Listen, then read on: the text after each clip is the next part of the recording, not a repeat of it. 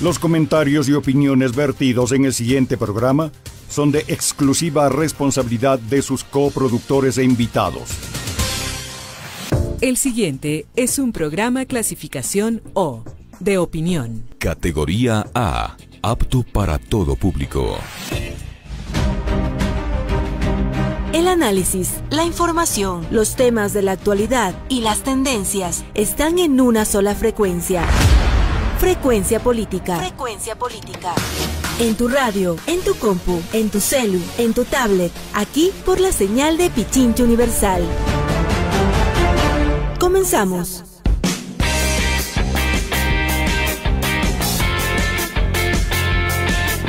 Buenas tardes con todos, un saludo a quienes se conectan por la señal de Pichincha Universal, un gusto poder compartir con ustedes una nueva entrega de Frecuencia Política. Este miércoles, desde las 6 de la tarde hasta las 7 les vamos a acompañar. En esta ocasión, Pavel Muñoz no pudo estar en esta entrega de Frecuencia Política. Él está en Chile en un evento de Red de Líderes para un Comienzo con Futuro, que es un encuentro de la niñez, donde Pavel está participando por ser coordinador del grupo de ODS y erradicación de la pobreza. Le deseamos muchos éxitos en esta visita a Chile, pero nos acompaña nuestro compañero Julio Peñailillo. Julio, ¿cómo estás? Bienvenido. Qué gusto, Belén, como siempre un gusto estar en Frecuencia y en Radio Pichincha Universal. Un saludo a todos los radio oyentes. Les invitamos a estar conectado a esta su señal de radio e informarse de las noticias que los medios convencionales no les van a decir. Les recordamos que pueden escucharnos a través del sitio web www.pichinchacomunicaciones.com.es. En el Facebook, nos pueden ver en vivo, en la transmisión en vivo, en el Facebook de Pichincha Comunicaciones. Y no se olviden que nosotros hacemos un reprise los domingos a las 9:30 por la cuenta de Pavel Muñoz, asambleísta. Recuerden que también pueden seguir los pormenores del programa a través de la cuenta @PavelML y @FrecuPolítica. Y también nos pueden dejar sus comentarios y sugerencias. Vamos con la información, una noticia que tuvo mucha repercusión el día de hoy, y ya nos comentarás más, Julito, es que la Contraloría General del Estado dispuso al Consejo Nacional Electoral que se deje sin efecto la inscripción de los movimientos nacionales Podemos, Fuerza, Compromiso Social, Libertades Pueblo y Justicia Social, con el fin de que en el registro permanente de organizaciones políticas solo consten aquellos que al momento de su inscripción cumplieron con lo dispuesto en la Constitución. Esto podría afectar gravemente los derechos políticos de quienes participan en estos movimientos y deberíamos estar muy pendientes de esta situación. Esto reafirma claramente lo que ya se ha venido planteando en varios espacios académicos y políticos a lo largo del Ecuador y de toda América Latina.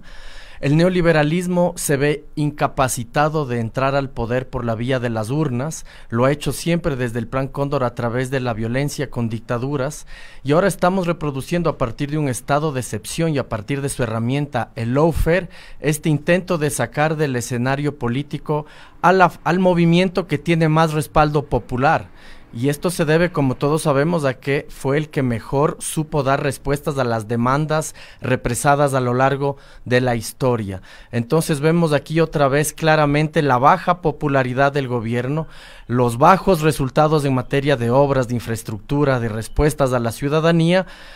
Lo que quieren hacer ahora, como se ven sin ningún respaldo, es sacarle por la puerta chica al movimiento que tiene más respaldo popular en el Ecuador.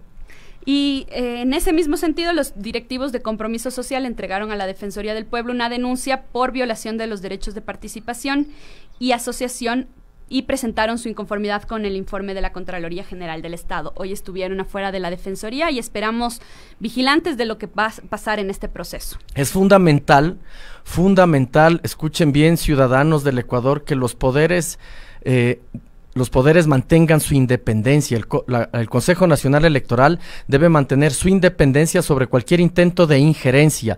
Es fundamental consolidar las instituciones y a partir de ahí poder fortalecer nuestros procesos democráticos. Nada por la fuerza, todo a través de las urnas y de la decisión popular.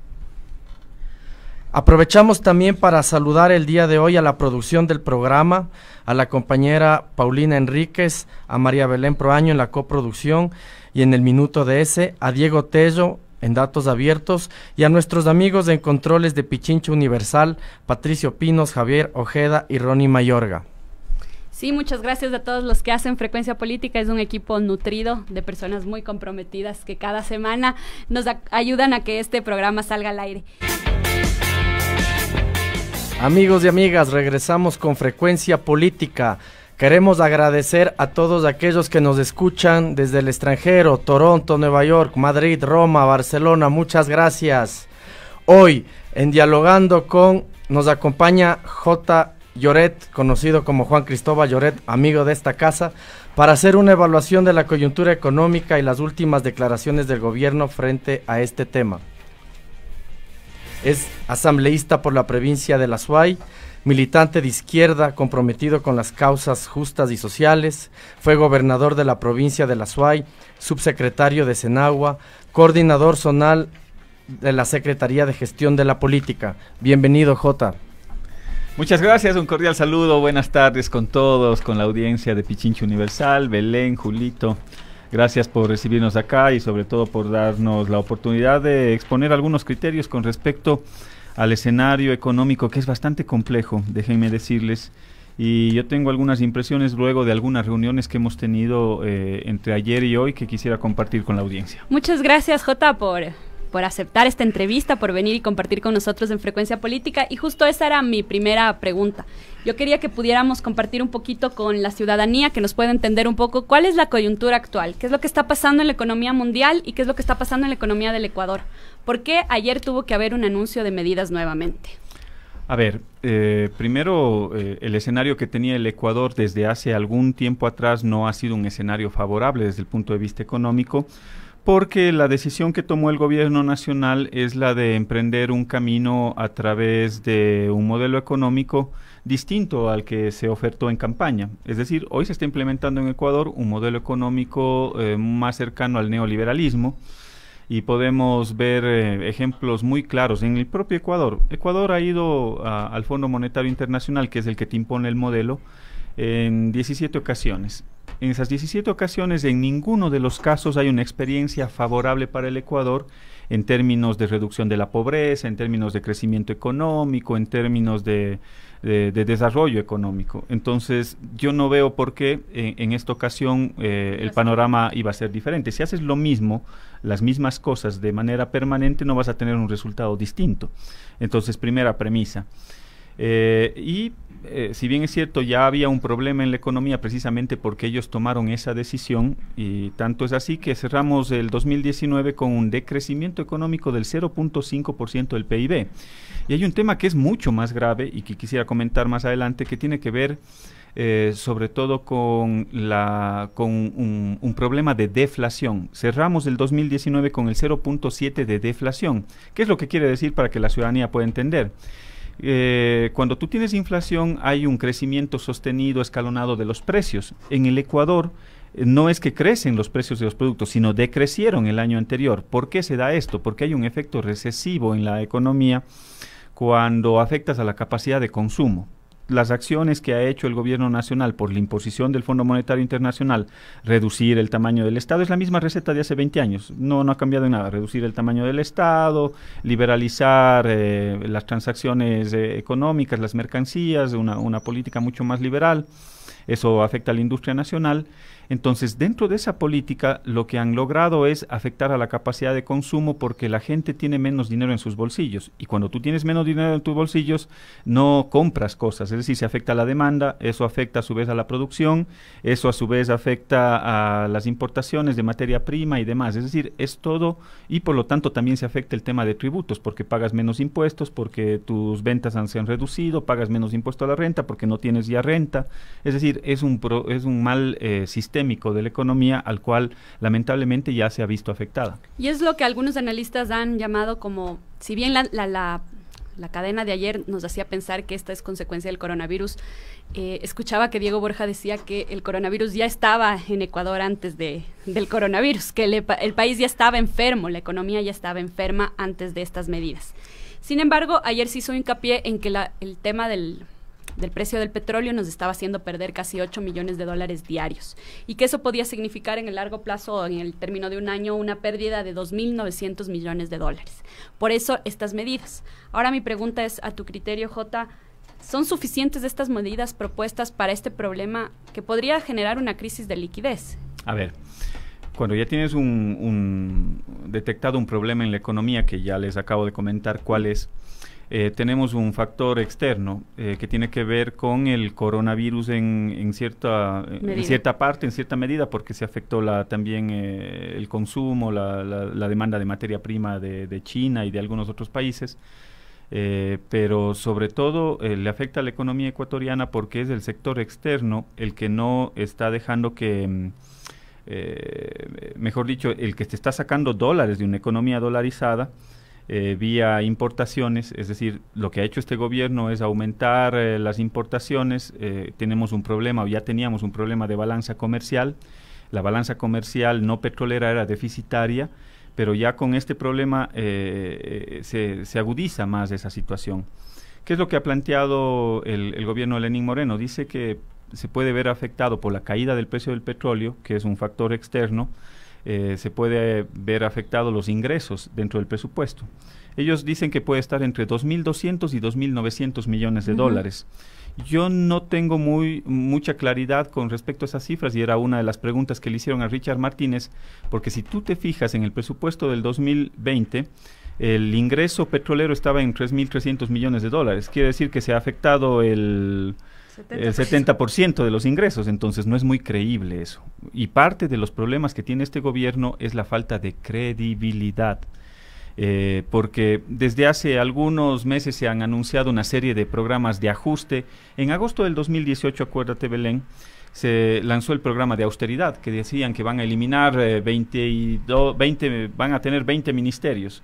Resulta que hoy tienes 22, que van a fusionar una serie de carteras de Estado, de institutos y demás. Ha pasado más de un año, casi 2 años, y resulta que nada de eso se ha concretado. Si vos te fijas, el anuncio de Lenín Moreno con el regreso a clases del periodo escolar cierra, dijo que no se iban a incrementar los costos de las matrículas y de las pensiones.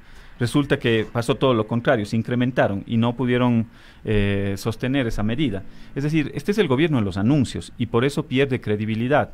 Y precisamente eso es lo que se siente también en el mercado extranjero, porque si tú ves los bonos del Ecuador, tú los puedes cotizar a un bono que cuesta $1, lo puedes conseguir en 46 centavos, 45, 46 centavos. ¿Por qué? Porque no generas confianza en los mercados. Y más aún con las medidas que se han tomado. Y ahí quiero hacer quizás una reflexión. Mientras el mundo entero está viendo cómo logra hacerle frente a un problema mayor, que es el problema de coronavirus, que es un virus que se propaga con las consecuencias que ya creo que se han difundido por los medios de comunicación. Algunos países están viendo cómo se liberan de trabas para poder gastar más. Es decir, Francia está liberando una restricción del 3% en el gasto público para que los franceses puedan gastar más en prevenir ese virus. Es decir, están viendo cómo gastan más desde el sector público. Aquí la medida es contraria, dice cómo reducimos el gasto en el sector público. Es torpe lo que están haciendo, por decirlo menos. Entonces, mientras el mundo camina, o yo no creo que los franceses estén locos para eliminar un techo al gasto público. Mientras ellos eliminan el techo al gasto público, acá dices hay que gastar menos. Entonces es una medida totalmente contraria, opuesta a lo que se debería hacer. Y los efectos en la economía van a ser los mismos que ya hemos venido diciendo y que tú mismo nos anunciaste al principio, ¿no? Los despidos, la reducción de los salarios, estas fusiones eventualmente van a tener un efecto en las personas que se quedan sin empleo, por ende dejan de consumir y así la economía sigue en esta senda de relantismo. Pero muchas personas esperaban, inclusive hubieron filas en las gasolineras porque se esperaba que hubiera un aumento del precio de las gasolinas o una eliminación del subsidio, o también se hablaba del incremento del IVA. ¿Por qué crees que esas medidas no se las tomaron? Porque eventualmente las que se tomaron no son suficientes. Sin duda. ¿Por qué crees que no quisieron ir con todo y cumplir a cabalidad lo que tenían en la carta de intención con el fondo? A ver, porque las condiciones políticas de este gobierno, dado su escasa credibilidad, porque las jornadas de octubre creo que marcaron un antes y un después en el ámbito político y social del Ecuador, no tenían condiciones, con un nivel de credibilidad de menos del 10%, con un nivel de aceptación cercano al 15%, no puedes arriesgarte a tomar ese tipo de decisiones, que son decisiones mucho más complejas de sostener dentro del escenario social. Entonces se fueron por lo más fácil, digámoslo, en términos económicos, y quizás con la posibilidad de que las reacciones sociales sean menores. Yo no creo que no va a pasar nada. Yo creo que las reacciones sociales van a ser menores, pero de que va a haber reacciones sociales, por supuesto que las hay. ¿Por qué? Porque esa factura que tú le estás planteando, que es alrededor de 2.000 millones de dólares, 2.200 o 2.900, eso no está claro por lo que te acabé de reflexionar. Si tú tienes ingresos de 3.300 millones de dólares y se afecta en el precio del petróleo a $30 del barril, no puede ser que el efecto sea de 2.900 millones de dólares, quiere decir que se afectó en el 70%, y no es así. Entonces me quedan algunas dudas con respecto a los números que se han dado por parte del Ministerio de Economía y Finanzas. Es parte de su manejo, de la opacidad con la cual manejan la información. Pero me perdí en una reflexión que te iba a hacer. ¿Quién va a pagar esta factura? Y ahí vamos a un tema inclusive ideológico y también de saber quiénes están detrás de las decisiones.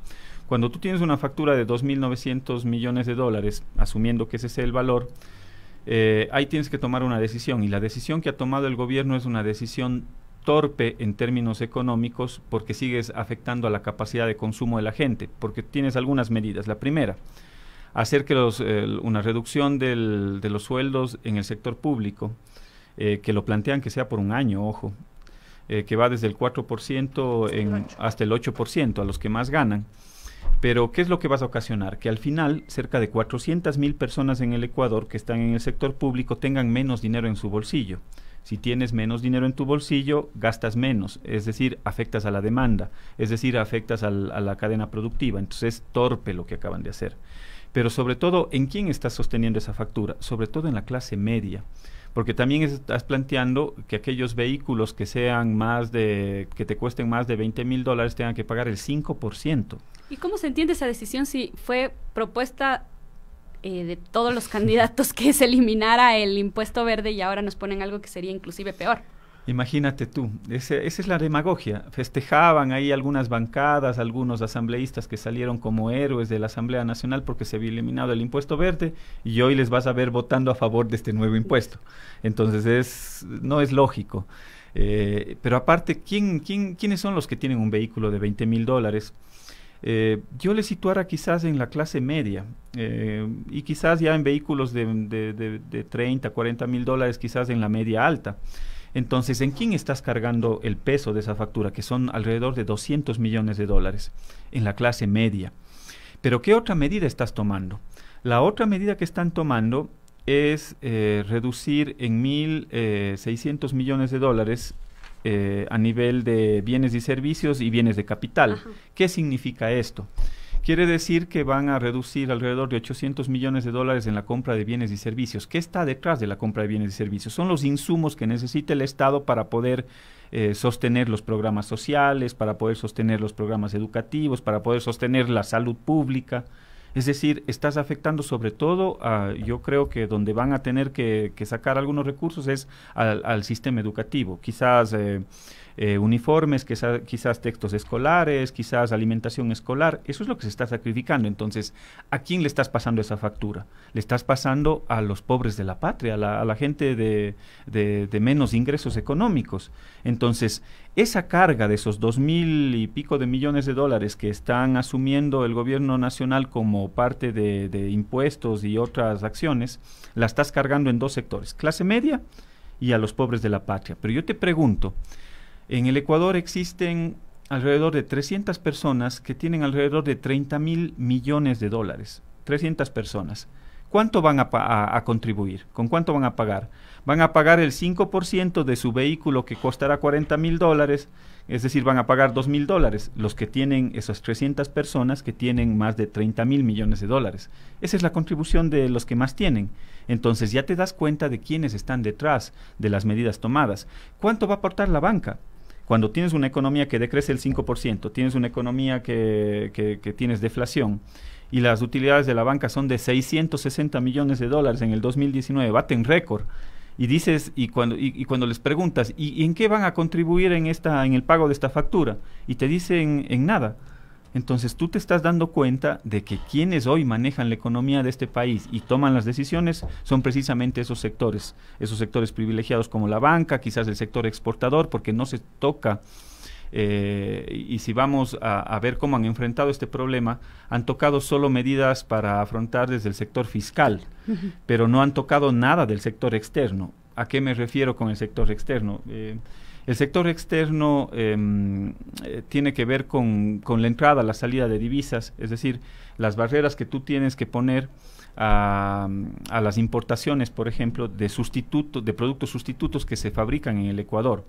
Hoy tienes una complicación, sobre todo en la mediana y gran industria que realiza los blue jeans, el que hace el cuero y calzado, metal mecánico y demás. ¿Por qué? Porque tienes productos sustitutos de Colombia, de Perú, a precios mucho más bajos, y Ecuador tiene un problema, que no puede devaluar su moneda. Entonces, ¿qué es lo que tienes que hacer? Poner salvaguardias, poner aranceles, ¿para qué?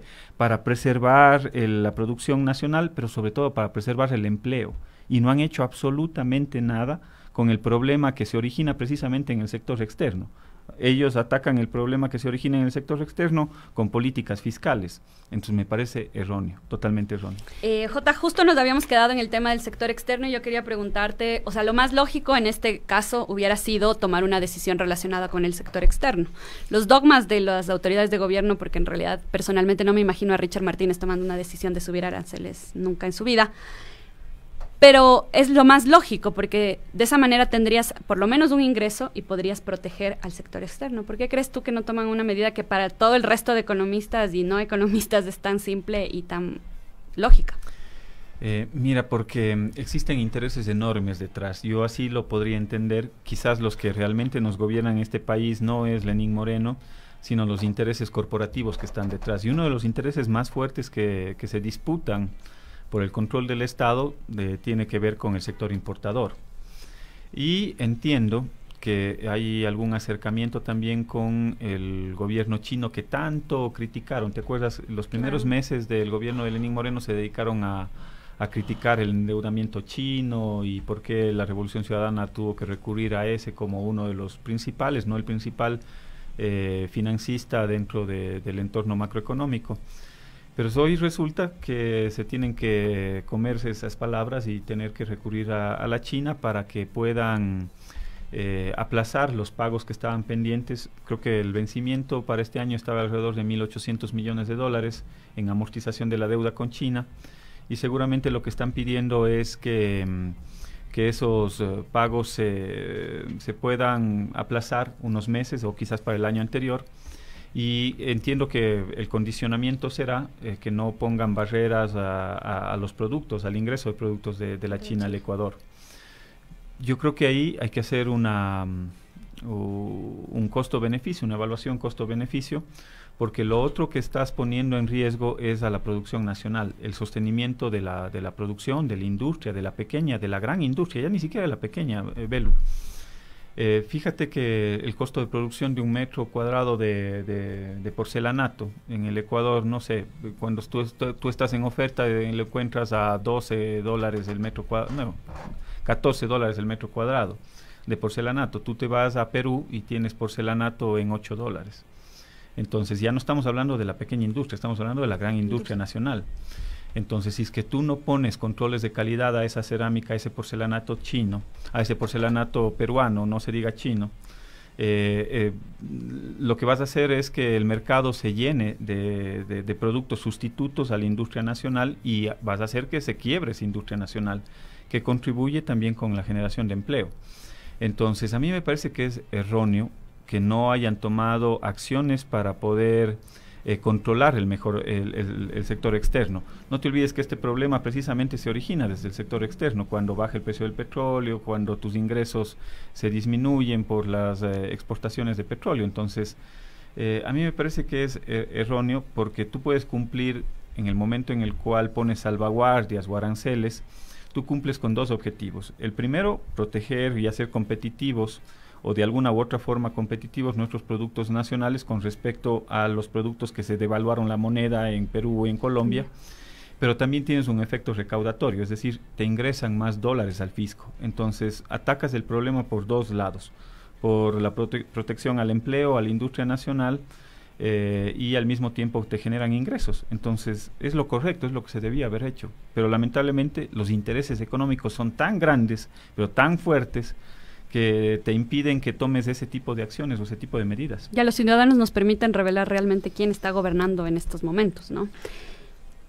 El anuncio del presidente Moreno también incluía el envío de un proyecto económico urgente, se hablaba de reformas del Código de Planificación y Finanzas Públicas y probablemente también reformas del Código Monetario. Todos sospechamos entonces que insistirán en los textos que la Asamblea ya había archivado en referencia sobre todo a la autonomía del Banco Central. ¿Qué podríamos esperar que sea este nuevo proyecto económico urgente? Bueno, no se dio mucha información. Hoy hubo una reunión con las bancadas y el ministro de Economía y Finanzas y sobre el tema no expuso a detalle. Yo pensé que iba a tener una exposición importante de los escenarios económicos, de las proyecciones de crecimiento, de las modelaciones económicas, de las alternativas incluso que se barajaron antes de tomar la decisión. Nada de eso se llevó. Y en el ámbito de la propuesta de reformas o de algún proyecto económico urgente no se tocó a profundidad. Pero yo me imagino que ¿Se dio alguna fecha, perdón? Lo que se planteó es la posibilidad de que haya una pequeña comisión de la Asamblea, subcomisión de la Asamblea que pueda hacer el acompañamiento. Yo les he planteado que eso no cabe, que lo que deberían es ellos presentar la propuesta y nosotros ya en el ámbito parlamentario ir a la comisión correspondiente y ahí debatir los temas. Pero no se ha dado fechas y entiendo que insistirán en lo que fue esa ley Trole 3 que intentaron pasar el año anterior, que beneficiaba a determinados sectores, sobre todo a la banca. Imagínate lo que estamos pasando en el Ecuador si es que se hubiese aprobado el año anterior esas reformas que se planteaban, cuando eliminaban el exceso de liquidez doméstica, por ejemplo, el coeficiente de liquidez doméstica. Si eliminabas el coeficiente de liquidez doméstica y esa plata, esa liquidez ya hubiese salido del país el año anterior mismo, y hoy estuviéramos mucho más complicados. En buena hora que se archivó ese proyecto, porque hoy la situación que tenemos en el Ecuador, necesitas tener los dólares dentro de una economía dolarizada. Si es que el principal incentivo para mantener la dolarización es que exista dólares, y si es que tú no logras manejar el sector externo de la economía, lo único que haces es poner en riesgo a la dolarización en el Ecuador. Hay una cosa que me llamó la atención y que se anunció y que yo creo que va a ser bastante complejo y que tiene que ver con la insistencia en la focalización de los subsidios a los combustibles. Hoy el ministro Martínez lo anunció en el sentido de que van a seguir buscando la forma para que quizás hasta mediados de año puedan focalizar el subsidio a los combustibles. Yo creo que no hay las condiciones sociales para sostener esa medida, y también lo que hace es, si es que no está bien focalizado, es incrementar los costos de producción, y por lo tanto te hace mucho más difícil que los productos del Ecuador puedan competir con los sustitutos de otros países. No creo que tengamos las condiciones para hacerlo. Pero siento que, o sea, como población o como ciudadanía estamos viviendo casi un engaño, porque tú has mencionado muchas otras cosas que afectan más la dolarización que el subsidio a los combustibles. Sin embargo, el gobierno quiere convencernos de que la dolarización depende del subsidio a los combustibles. Y es más, con los precios del petróleo, debería bajar el precio de la gasolina super, yo no sé si incluso el de la gasolina extra, no sé qué porcentaje de subsidio todavía existe en la gasolina extra, pero con el bajón que tienes en el precio de los combustibles, el galón de super, que está alrededor de $2.20, debería bajar de precio porque debería ponerse a precio internacional, y el de la extra, yo ya no sé si es que con el 1.80 o alrededor del 1.80 esté incluido algún subsidio. Es más, yo creo que ya no necesita subsidio. Entonces, ¿cuál es el real problema? El real problema está en el diésel y en el gas de uso doméstico. Pero ¿cómo logras hacer una eliminación del subsidio a los combustibles? Yo creo que no se tiene que hablar del software, porque en eso se situó la reunión de hoy. Estamos trabajando en un software que nos permita eliminar el subsidio a los combustibles. No, hay que plantearles hay que plantearles alternativas. Una alternativa inteligente es la que teníamos en la Revolución Ciudadana. En un determinado tiempo vas a sustituir el gas de uso doméstico por cocinas de inducción. Claro, no se lo hace de la noche a la mañana, es un proceso que te toma años, pero lo primero que hicieron es hablar mal de ese proyecto y eliminarlo. Resulta que hoy le cuesta más al Estado subsidiar el gas de uso doméstico. O sea, son acciones torpes que priorizan lo político antes que lo económico. Son reacciones que nacen desde lo político para tratar de decir que lo que hizo el gobierno anterior no vale, pero que a la postre les termina costando más y nos termina costando más a los ecuatorianos. Son acciones y reacciones torpes de parte del gobierno que van en contrasentido, en contracorriente de lo que se debería hacer. Sin embargo, es una política que ha sido totalmente respaldada por los medios, y estas cosas que tú nos dices que nos parecen tan fáciles de procesar en este momento, no las replican los medios tradicionales y la ciudadanía no está al tanto de las cosas, no comprende que existen otras alternativas, y el gobierno nos convence de que esta es la única salida al gran problema en el que nos dejó el gobierno anterior, porque inclusive 3 años de gobierno y la cadena de ayer nuevamente mencionó al gobierno anterior. Claro, esa es la excusa de los inútiles, ¿no? Echar la culpa al antecesor. ¿Y por qué hay un acuerdo? ¿Por qué hay un apoyo con los medios de comunicación? Porque precisamente a ese sector también se les favoreció en determinadas leyes. Acuérdate que le pusieron IVA cero al papel. Yo entiendo que se puede exonerar a los productos de primera necesidad, de la canasta básica, pero ¿cómo le vas a exonerar al papel al papel periódico? ¿A quién le beneficias? A la prensa, pues. Entonces la prensa lo que hace hoy es defender el modelo de Lenín Moreno porque hubo un beneficio de por medio. Cuando se baja la presión fiscal, ¿qué es la presión fiscal? Cuando dejas de cobrar impuestos y tributos, porque lo que hicieron en las leyes anteriores es exonerar por 10, 12, 15 años del pago de impuestos.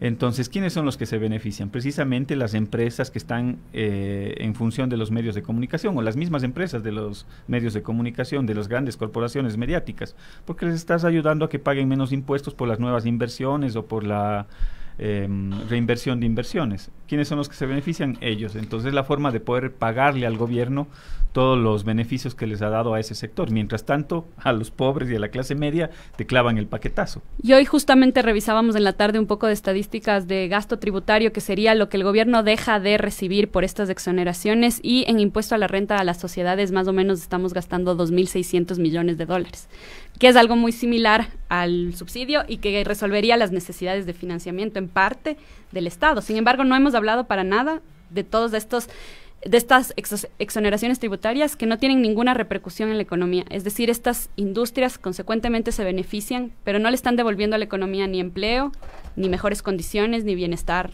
Fíjate tú, ese dato es importante y hay que entenderlo y tratar de explicarle a la ciudadanía.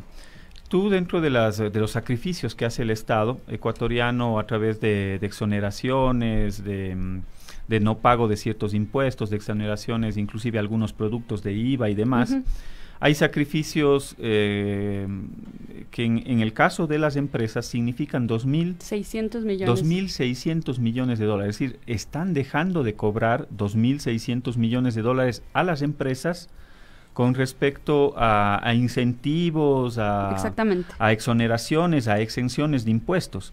Mientras tanto, al ciudadano que tiene un vehículo de $20,000 le estás clavando el impuesto del 5%. Entonces ya sabemos quiénes son los que hoy nos gobiernan. Y para ir cerrando la entrevista, porque el tiempo se nos fue, para no ser inútiles, como tú decías, Jota, entonces, ¿qué propondríamos desde la bancada de la Revolución Ciudadana, tú como legislador, qué se propone para salir de esta crisis? Mira, esa es una buena interrogante, porque nos permite posicionar algunos mensajes. Nosotros, si bien es cierto, somos una fuerza de oposición dentro de la Asamblea Nacional, es evidente, somos la única fuerza de oposición, el resto se acomoda en función de intereses, en función de las mayorías móviles, pero al mismo tiempo no somos una oposición ciega. Nosotros también estamos planteando algunas otras acciones que nacen del contacto ciudadano, nacen de la preocupación que tiene el ciudadano que nos esté escuchando. Su principal preocupación es por el tema económico, es por el tema empleo, no consiguen empleo, es por el tema inseguridad. Entonces, atados a esas preocupaciones, porque nosotros representamos a la gente, la bancada de la Revolución Ciudadana representa a los sectores populares, a la gente. No es que tenemos empresas detrás o grandes corporaciones mediáticas, comunicacionales, no, nosotros representamos al sencillo ciudadano de a pie que nos esté escuchando. Y por eso hemos recogido algunas iniciativas para poder afrontar este momento difícil. Más allá del problema de fondo, es decir, el modelo económico no es viable, nos están llevando a un modelo similar a lo que sucedió en Argentina. Es más, con el riesgo país, nosotros ya le superamos a Argentina. Lo que no lo hemos superado todavía es el nivel de endeudamiento. Ellos están alrededor del 95% del PIB, nosotros estamos sobre el 57 me parece, pero estamos en ese camino. Entonces, si es que queremos hacer esas mismas acciones, vean lo que ha pasado en Argentina. Pero, ¿qué es lo que les proponemos? Por ejemplo, impulsar una agenda de crecimiento. Hay que sentarse con algunos sectores productivos, los que generan empleo. El empleo en el Ecuador, 7 de cada 10 empleos vienen de los actores de la economía popular y solidaria, la mediana industria y la pequeña industria. Hay que sentarse con ellos para ver cómo protegemos su producción. Eso significa manejar el sector externo. 2 empleos vienen de la gran industria. También hay que sentarse con los grandes industriales para ver cómo logramos sostener la economía, cómo logramos sostener el empleo. Y 1 empleo viene del sector público, 1 de cada 10, porque no es que ahí el Estado abultado ni nada por el estilo. Entonces hay que sentarse con esos sectores, tener una agenda de trabajo, reperfilar la deuda. Hay que sentarse con China, sí, efectivamente hay que sentarse con China. El 14% de la deuda está con China y hay que plantearles la posibilidad de hacer un diferimiento del pago de la amortización de la deuda con la finalidad de poder superar este momento difícil. Hay que focalizar impuestos, no focalizar subsidios. Impuestos. ¿A qué nos referimos? A que aquellos grandes contribuyentes, aquellos grandes sectores patrimoniales puedan contribuir por esta ocasión. Te lo dije hace un momento en la entrevista, 300 personas en el Ecuador tienen alrededor de 30.000 millones de dólares y van a pagar el 5%, la contribución de ellos es el 5% de su auto de lujo. Esa es la contribución que van a tener. O sea, no me parece justo. Yo creo que la política de redistribución en el país tiene que aplicarse realmente y aquellos sectores que más tienen o los que más ganan puedan contribuir en este momento difícil. No la clase media, no los pobres de la patria, sino los que más tienen. Ese es un planteamiento que nosotros lo hacemos, focalizar impuestos en esos sectores, en los sectores más pudientes. Proteger los dólares que quedan en el Ecuador. No podemos permitir que un solo dólar salga de la economía de manera tan simple, tan sencilla. Hay que frenar esos capitales golondrina. Una de las medidas es precisamente el impuesto de salida de divisas. Hay que blindar a través de políticas que manejen de mejor forma el sector externo para que esos dólares se queden en el Ecuador, poner salvaguardias y eso te genera también un ingreso para poder paliar el momento difícil que tienes. Quizás uno de los problemas complejos que tienen en el ámbito fiscal es que no pueden recurrir a endeudamiento interno, porque ellos mismos se encargaron de cerrar la puerta el año anterior con una ley que mandaron. La ley de fomento productivo. Con la ley de fomento productivo impidieron que la liquidez, que los excesos de liquidez que tienes al interior del país puedan utilizarse para el desarrollo del país. Es torpe, por decirlo menos, nuevamente, es torpe. ¿Por qué? Porque tú tienes excesos de liquidez que se invierten en fuera, o los rendimientos son del 1 o 2%, cuando esa liquidez tú las puedes aprovechar y tener un rendimiento incluso hasta mayor. Y la plata se queda en el Ecuador. Entonces, eso deberían nuevamente volver a abrir esa puerta. Pero para eso tendríamos que tener una reforma a la ley de fomento productivo. ¿Tú ves viabilidad en la Asamblea Nacional para hacer para poder quitar esta prohibición que pusieron que ellos mismos pusieron en el Banco Central? O sea, de parte de nuestra bancada habría toda la predisposición. Pero ahí tendrían pensando en 30 la Asamblea votos. en su conjunto. Lo que pasa es que hay mucha gente que se queda en los dogmas. Y no entienden las dinámicas económicas y no entienden que estamos en un país dolarizado, que tenemos esta complicación del sector externo y quizás como viven en sus dogmas no entienden que hay que aprovechar todas las posibilidades que tienes que dejar abierta. No puedes cerrar una puerta en estos momentos de crisis, no puedes tener las puertas cerradas. Es lo mismo que si es que tú tuvieras un terremoto en tu casa y todas las puertas de tu casa están echadas llave. Eso es lo que hicieron, lamentablemente, en el gobierno. Ahora que tenemos el terremoto, tú necesitas abrir esas puertas. Y yo no sé si existan las condiciones ya en términos de mayoría en la Asamblea Nacional que te permita abrir esas puertas. Pero ahí está la idea, ahí está la propuesta. Plantéenlo. Admitan primero que se equivocaron. Y segundo, metan dentro de las reformas. De nuestra parte van a tener el apoyo para ese tema puntual, con todo gusto. Y quizás una de las ideas que se nos había planteado es duplicar la disponibilidad de crédito en la economía. Y pasa por la posibilidad inclusive de reinvertir esos 600 millones de dólares en utilidades. Entonces, ahí está una opción. Me parece que no solo hay que duplicar la oferta de crédito, sino también hay que focalizarla. ¿Crédito para qué? No puede ser solo crédito para consumo. Tienes que buscar crédito productivo, crédito de reactivación económica, y ahí hay un factor especial, que es las tasas de interés. Eso te iba a decir, bajemos las tasas de interés. Fíjate tú, los sectores más deprimidos o los sectores más pequeños de la economía son los que tienen las tasas más altas. Es decir, un actor de la economía popular y solidaria, el que quiere emprender un negocio o ampliar su negocio, tiene tasas del 18 al 25%. Entonces, mientras el grande, el que tiene mayor capacidad o músculo económico, financiero, tiene tasas del 8 o 9%. Entonces, así no logras generar desarrollo. Entonces, hay que mirar el tema de las tasas de interés. Te agradezco muchísimo, Jota, por esta entrevista. Hemos topado muchísimos temas, el tiempo se nos acabó, pero muchas gracias por estar aquí. Gracias a ti, Belu. Un abrazo fraterno a todos los que nos escucharon y a la gente de Pichincha Universal también. Volvemos con Es tiempo de más información. En Frecuencia Política, el Minuto ODS.